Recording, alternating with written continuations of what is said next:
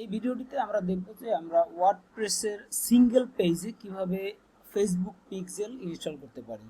তো সেজন্য আমাদের যেটা করতে হবে, ওয়ার্ডপ্রেসের ড্যাশবোর্ডে আমরা লগ ইন করে নিলাম।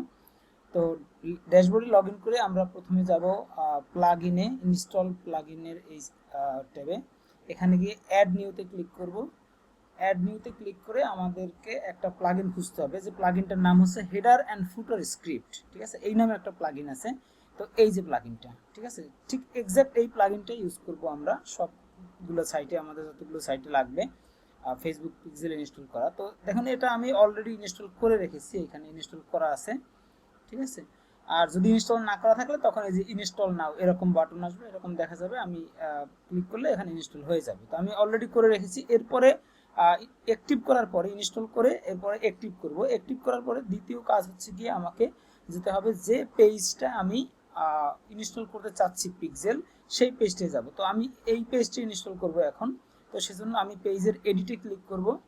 এডিটে ক্লিক করে আমি হচ্ছে গিয়ে পেজের যে এডিটরটা আসবে, বিল্ট ইন যে এডিটরটা, তো এখানে আমি একদম নিচের দিকে চলে যাব। নিচের দিকে চলে গেলে এখানে যে ইনসার্ট স্ক্রিপ্ট টু হেড, ঠিক আছে। তো এটা কেন, এইটা হচ্ছে কি আমার যে প্লাগইনটা আমি ইনস্টল করলাম সেই জন্য এটা আসছে, এবং এটা শুধু ইন্ডিভিজুয়াল এই পেজটার জন্যই কাজ করবে।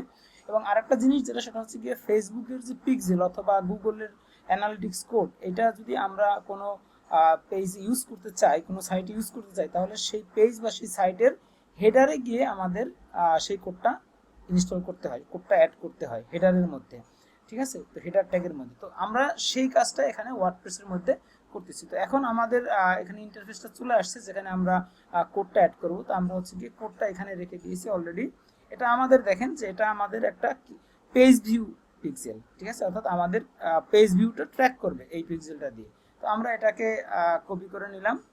কপি করে আমরা যাব এখানে, এখানে এসে আমরা এটাকে পেস্ট করে দিলাম। বাস, পেস্ট করে দিয়ে এখানে আপডেট করে দিলাম, অর্থাৎ পেজটা আমরা সেভ করে দিলাম।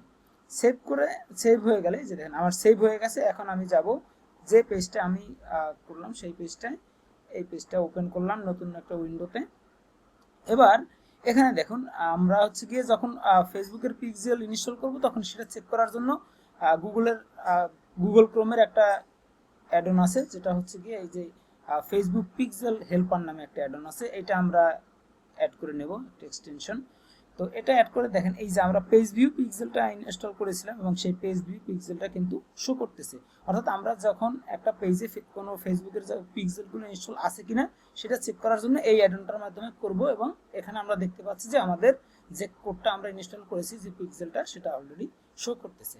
তো এভাবে হচ্ছে গিয়ে যখন আমাদের, এটা মনে রাখতে হবে যে যখন ওয়ার্ডপ্রেসের কোনো সিঙ্গেল পেজে, হ্যাঁ, এটা কিন্তু সারা ইয়েতে কাজ করবে না, যে সারা সাইটের সব পেজগুলোতে একইভাবে কাজ করবে না, শুধু এই যে পেজটা, এই পেজের জন্য আমরা এই কোডটা ইনস্টল করলাম। যেরকম সিঙ্গেল পেজের জন্য যখন লাগবে, তখন আমরা এই প্রক্রিয়ায় আমাদের এই কাজটা করব।